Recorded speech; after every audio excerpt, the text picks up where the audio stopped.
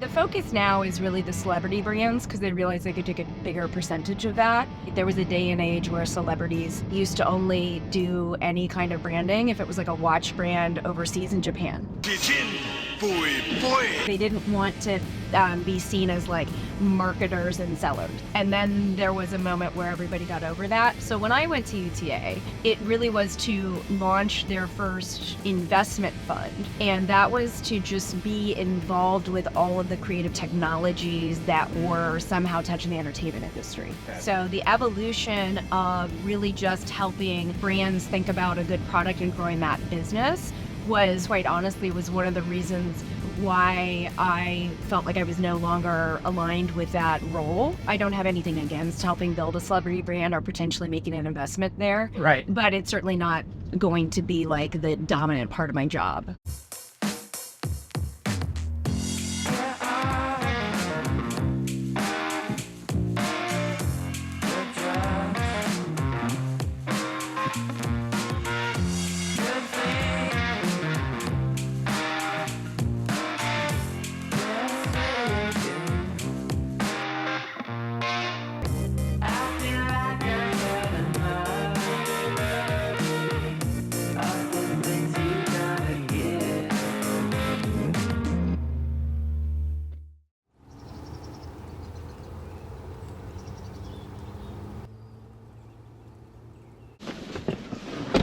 All right.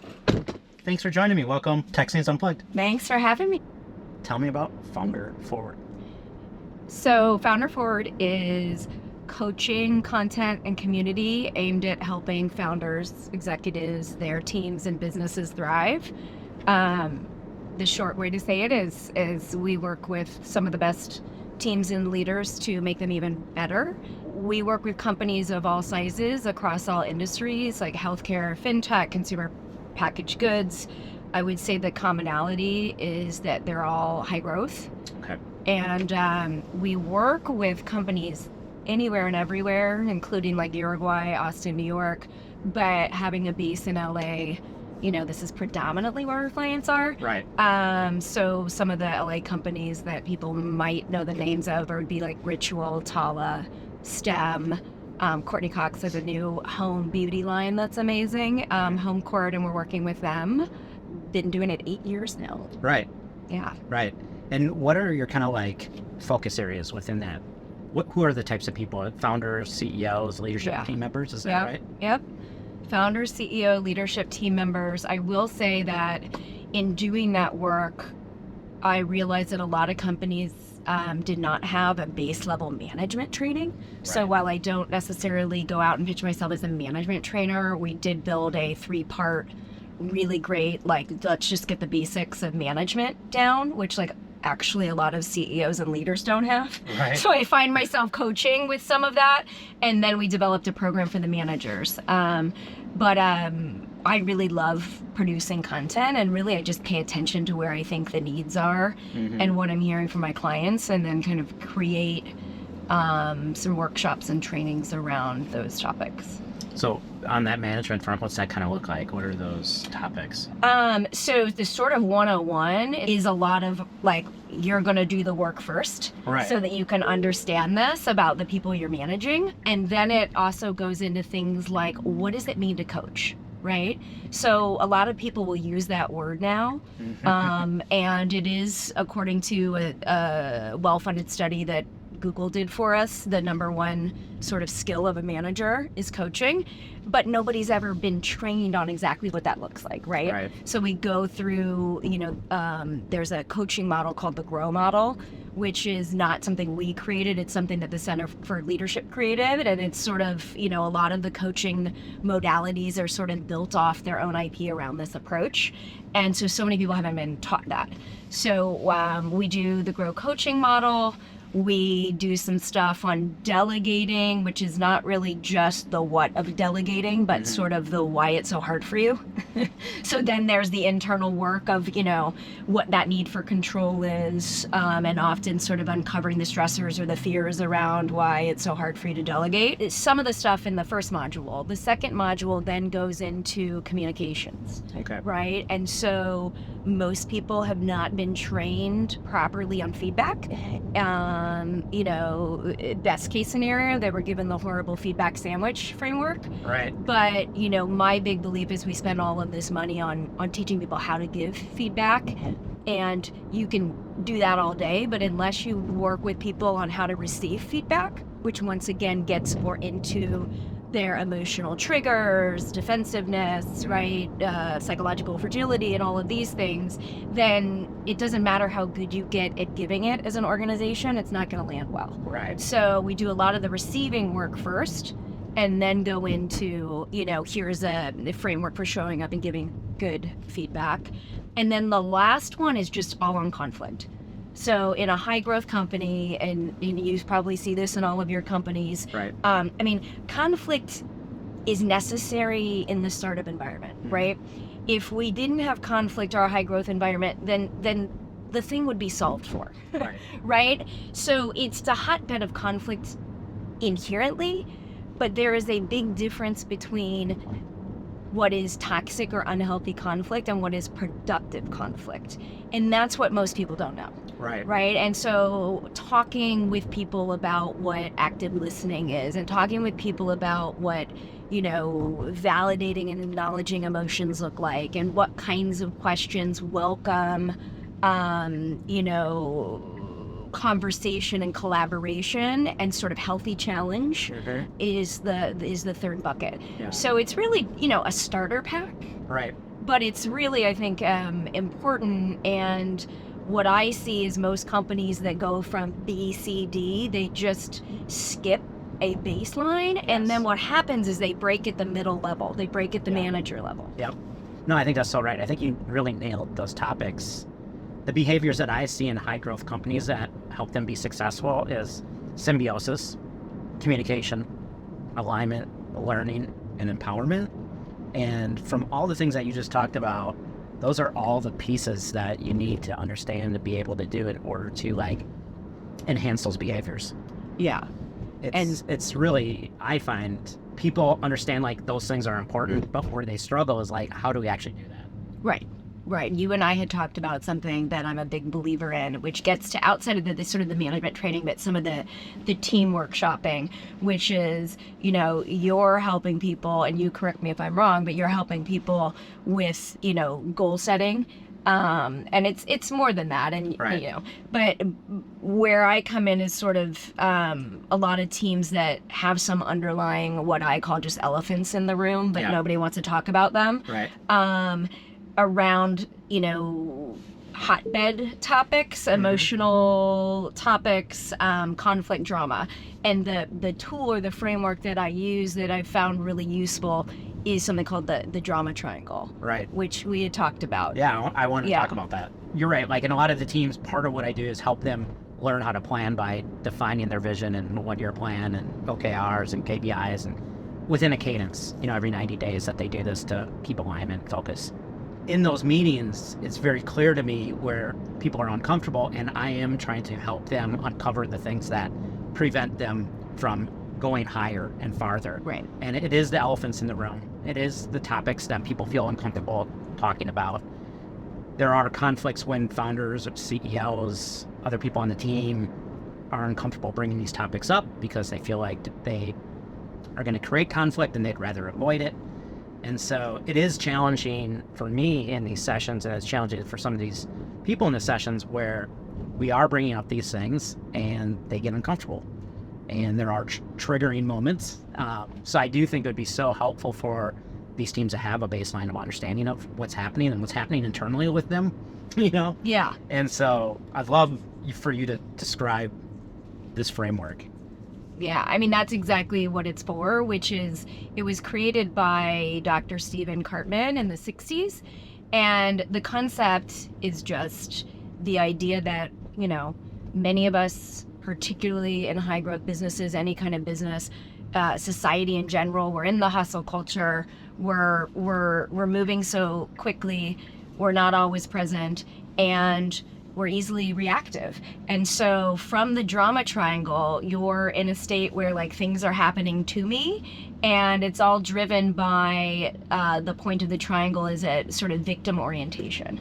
And so it's very much, oftentimes I see in a company, the martyr, the overworked, nobody understands me, woe is me. And then you have the persecutor or the villain, right? So, that can be investors, or that can be a teammate usually that's not understanding, or they didn't get their work done and now this, that, and the other. And the other dynamic is the rescuer, the hero. So that's the person on the team that's like, don't worry, or the CEO comes in fixer mode, I can fix this. Sometimes we're our own rescuer or hero, meaning our behavior. So many folks that are, have an addiction, including the addiction to work, is your own sort of rescuer hero that is helping you feel better in the moment. But no matter how we look at it, we can play each of the roles in the triangle, and or we can put other people in the roles opposite from where we are. But the idea is to create a better understanding in drama. Where are you on this triangle, and how do you show up? And so in and of itself, that is really valuable, right? Because what happens is we sort of stuck in a repeated pattern of being in this drama triangle. And so another gentleman, David Emerald, created something called the empowerment dynamic, and it's sort of the counter to the drama triangle. And basically, instead of being a victim orientation where things are happening to you and you're mostly in stress and fear, you're in a things are happening by me, and you're very outcome driven, and things are created from passion and purpose. And so from victim, you claim your power and go to creator mode, right? And from persecutor or villain, it's challenger, which means it's sort of the Kim Scott, like if you care personally, you can challenge directly. Like you're supportive, but you're tough. So that's more like challenger to make something better. Like collaborator almost. In a way. But really, since we think of the victim is the the villain, and the challenger, you can think of like the differences. When you're a villain, you've usually like judged somebody, right? Or you're hypercritical in a non-constructive way. And a challenger is like without judgment, you're really trying to like supportively push somebody forward. And so then the rescuer, or the hero, the opposite of that is the coach.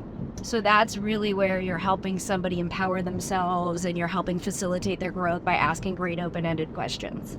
And so the concept, in some of the workshops I do, is we put an issue on the board, and we have everybody write how they might be showing up, victim, villain, hero, who else on the team are they putting into these different roles, right? And then getting a real understanding of that, and then flipping into the empowerment dynamic and saying, okay, if you were coming at this from a creator orientation, what can you commit to in terms of making shifts and showing up in a more empowering way?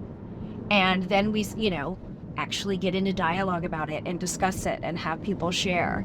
And it can be really powerful.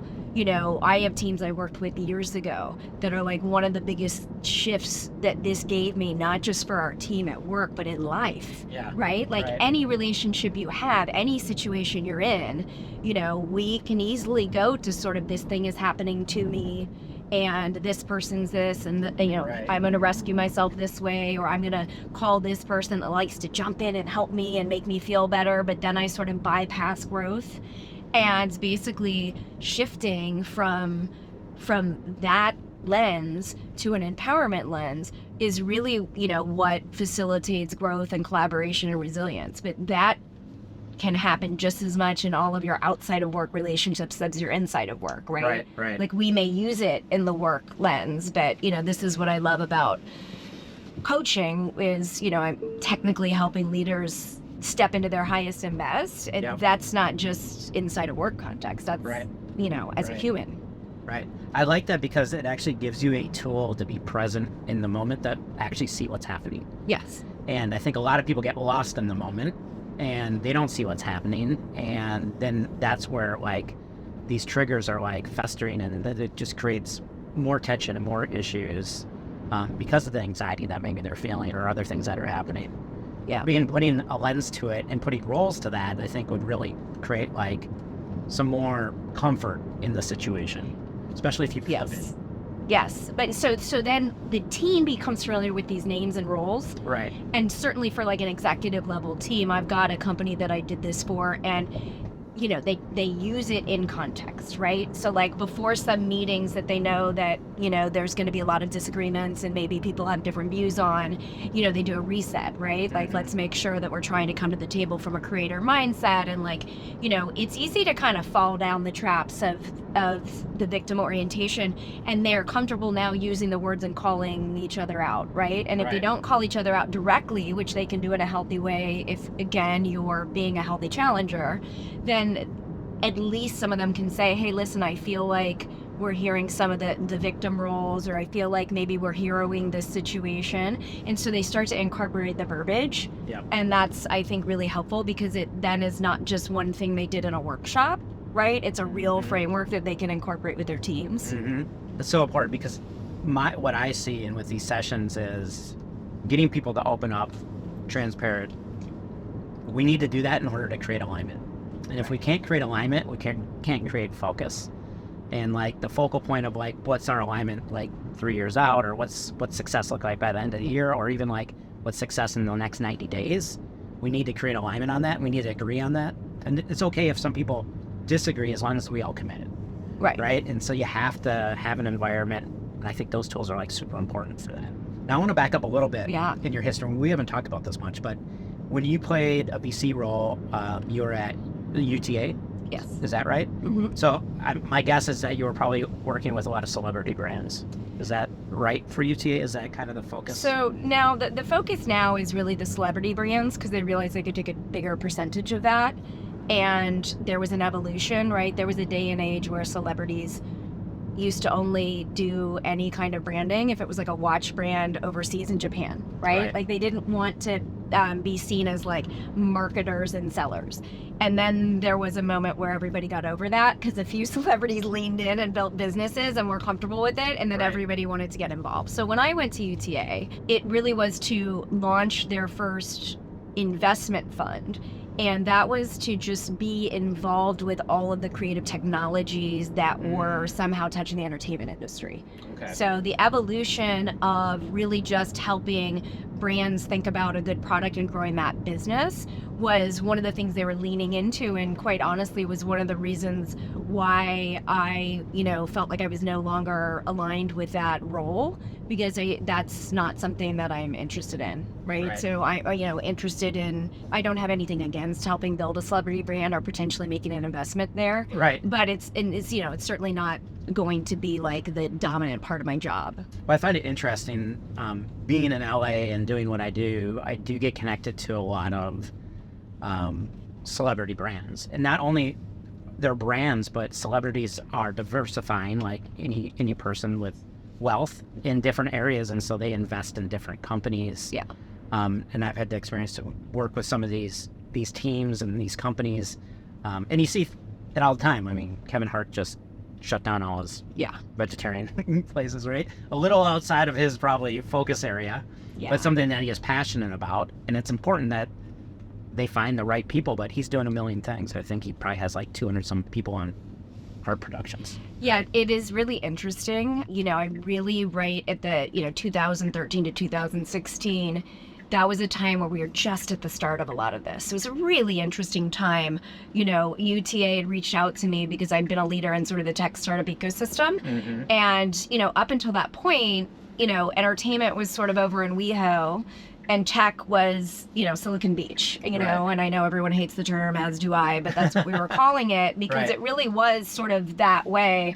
And really, I was hired not just to run the fund, but to sort of be somebody that brings these two groups together, right? I used to run an airplane. I did a partnership with Delta, and we called it the Nerd Bird, and we took like everybody from LA Tech to South by Southwest. And at one point, like people were flying down, VCs were flying down from San Francisco.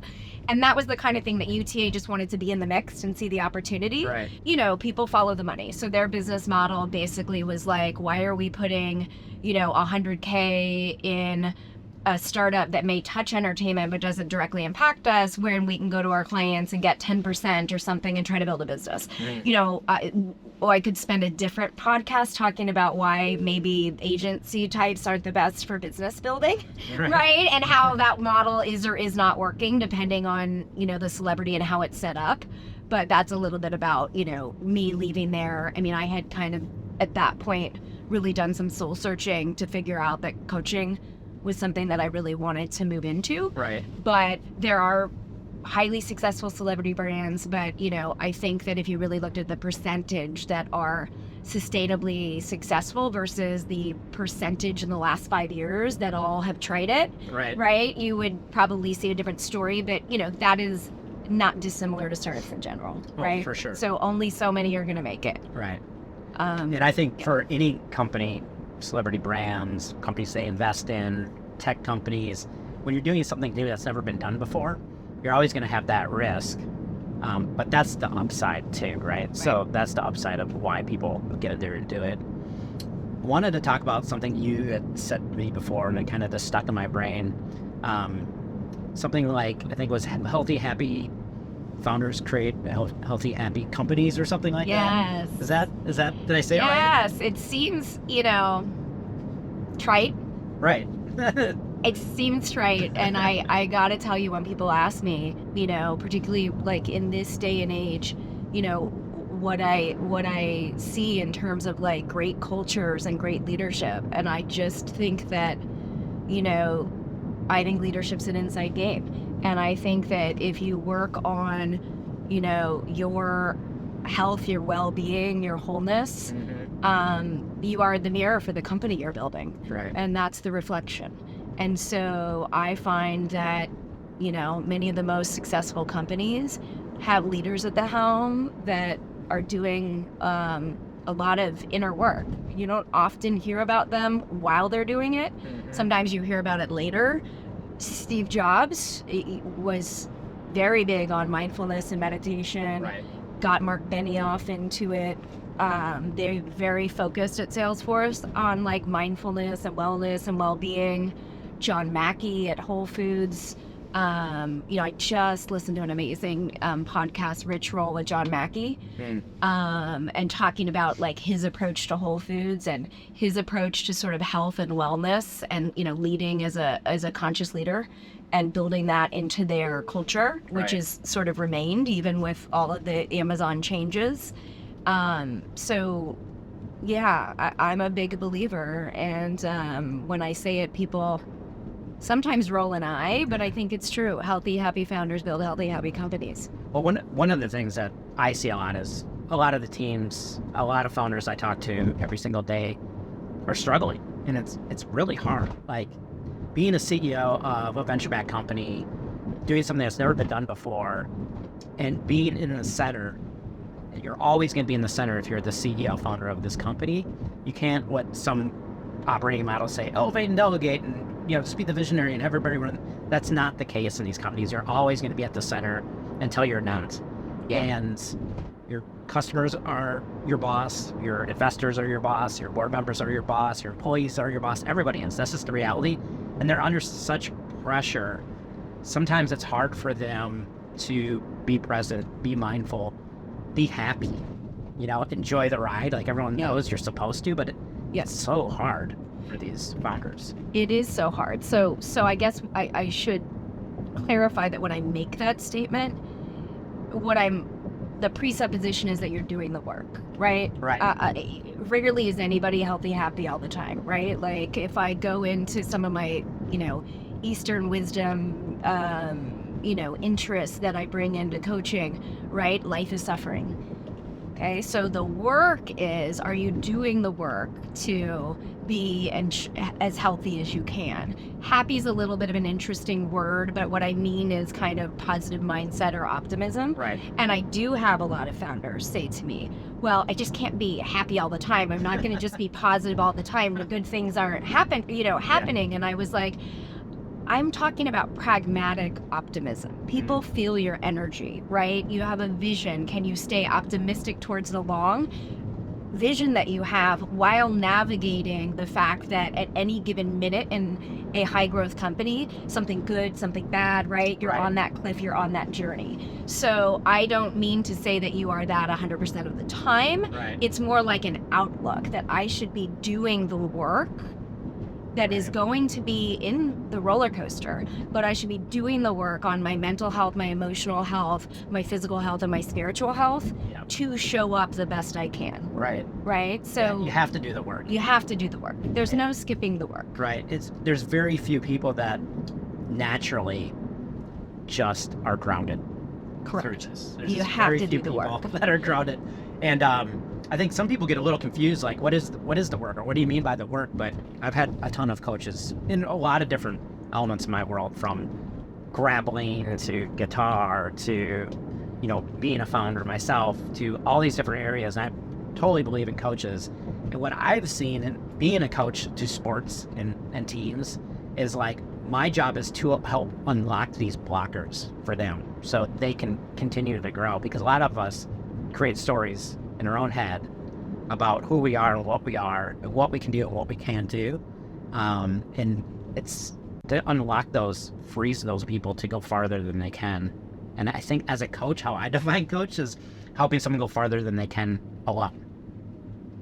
Yeah, I think that's a good definition. What I think is interesting is talking about the drama triangle.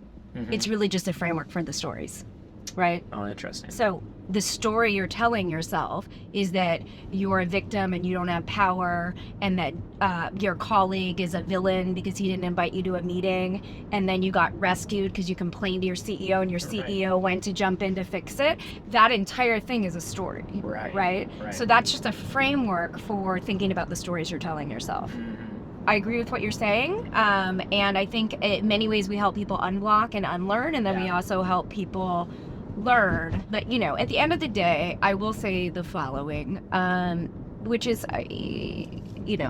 taking it into maybe a little bit of a different context. But one of the things I find with particularly first-time founders is they really want to do what I consider like horizontal coaching. It's like tactical, it's practical, it's operational, it's like the what. Okay, that's great. And a lot of people will find coaches that will just do that with them. I really try to say, listen, I can help you on all of that, right? I've been in this world for 25 years. I've been on the founding teams, I've been a VC, I've been coaching for longer than the average startup coach these days. I can do all those things, but those are Band-Aids, right? They may help you a bit, right? I want to challenge you to go vertical, right? I want you to go inside, I want you to go deep. This is the inner work we're talking about. This is the who work.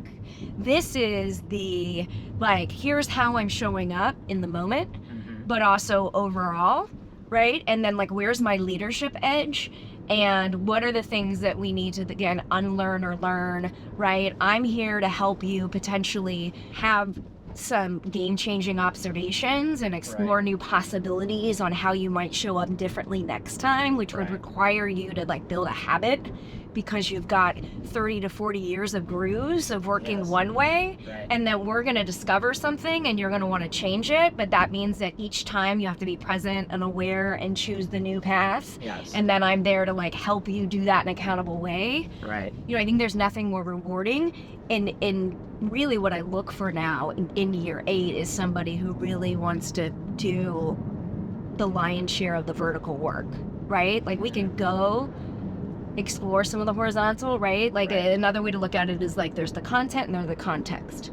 I don't want to just talk to you about the problem and help you solve a problem because you're going to have another problem tomorrow. Right. What I want to talk to you about is your relationship with the problem. How are you showing up around the problem, right? So a lot of that right there could actually be pulling out the dreaded drama triangle and being like, right now, your relationship to this problem is in victim.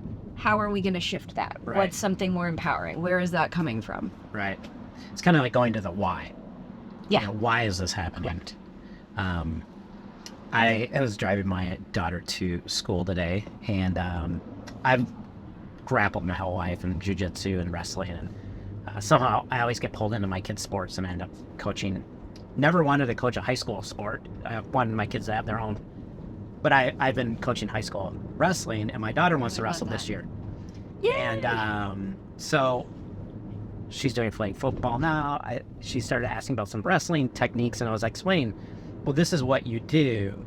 And we have a new coach, and I said, I like how he's coaching now because he's teaching the what and the how and the when, but he also teaches the why, and that's how I coach. Is like, it's so important to define why we do what we do, because that you can carry with you in any situation. Typically, people like, you learn how to do this thing at a certain time. You're like, okay, got it. I'll just do that thing. But if you don't understand why you're doing that at that time, then you get into a different situation that you don't understand. That's not the same situation. Understanding that why of what I've done with like these other things can help kind of give you the path to figure it out. And I see that in sports. I see that with the teams that I work with.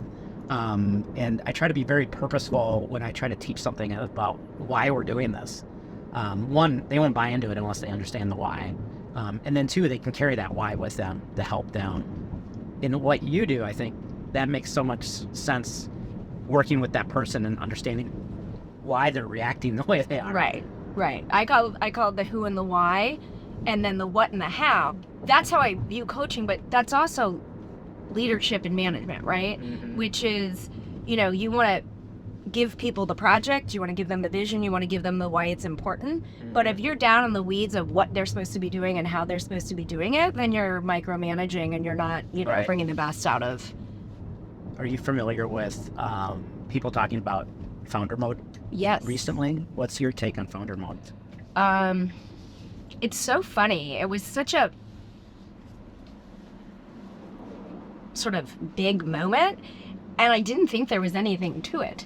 Like, of course, there's a time in a company where you're still more like a product in chief, right? And you're in the weeds and you're managing week to week.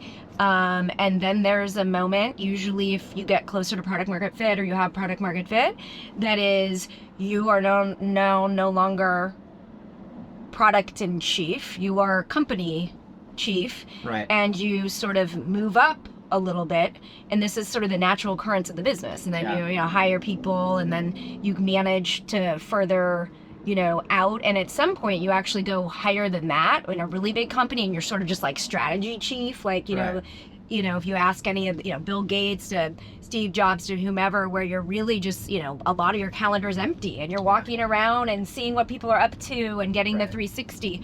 So that's the nature of business building at different phases. The interesting part is not all people can move from founder mode to sort of company chief CEO mode, right? It's very rare. They're different skills. I believe it's even rarer if you don't have a coach, right? I mean, part of the value is to say, okay, here's how you're showing up in this phase, and getting really clear. And oftentimes, if we have a good relationship and I was brought in by an investor, we'll have that conversation. Like, here's the things that you would need to up level for this next phase of the business, and we're very clear on what we're working on. So I just thought it was like a whole hullabaloo about something that I thought we've all kind of known. I wasn't sure. Well, I think it's interesting because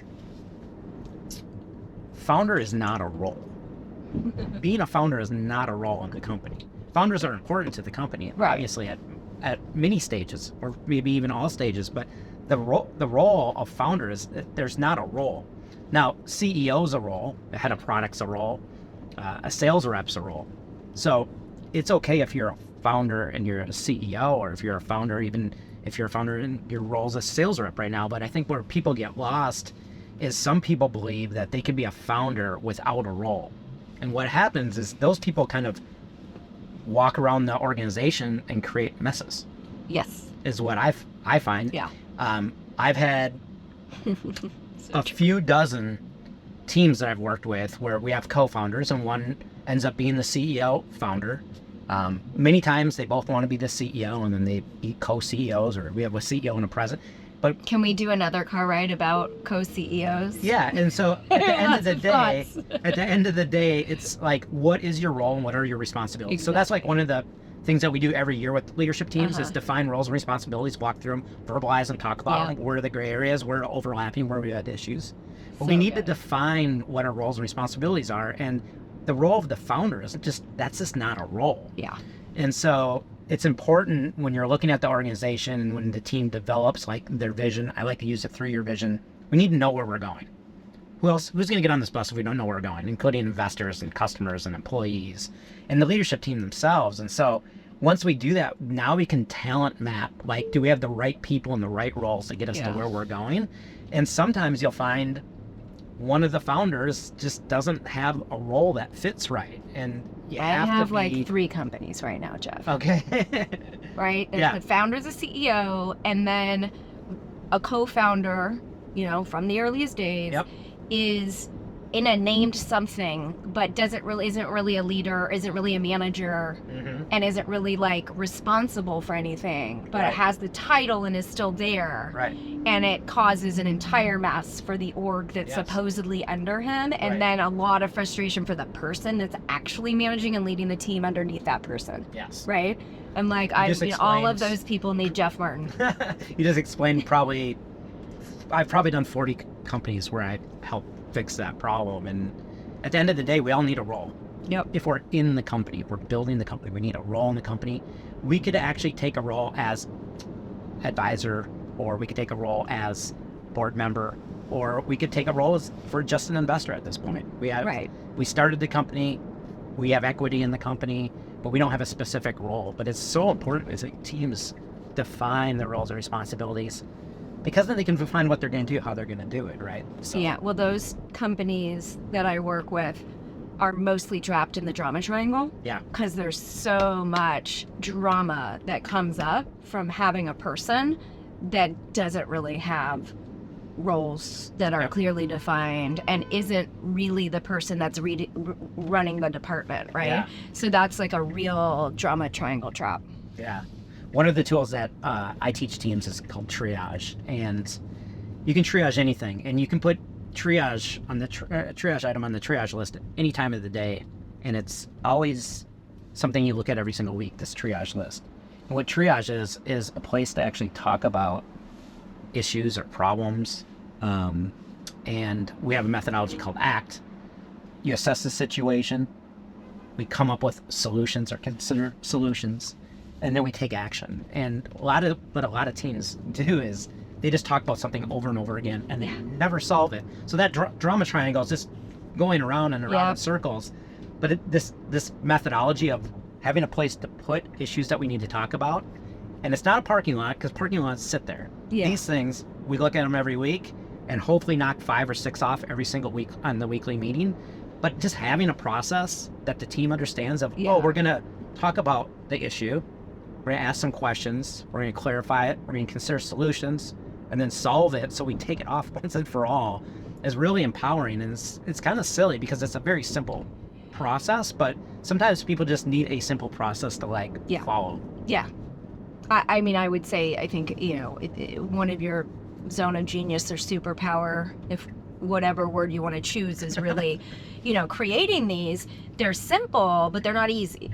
Right? There is not necessarily, nobody's necessarily doing them freely. Like, they're obvious, but we're not doing it. Like, there's just so much going on at a startup and a high growth company that simple frameworks and processes are very valuable. And sometimes you need that, but then you also need the outside person to help with facilitation and accountability, right? So you and I kind of do different, similar but different, right? We're both there to help leaders be effective and efficient and successful.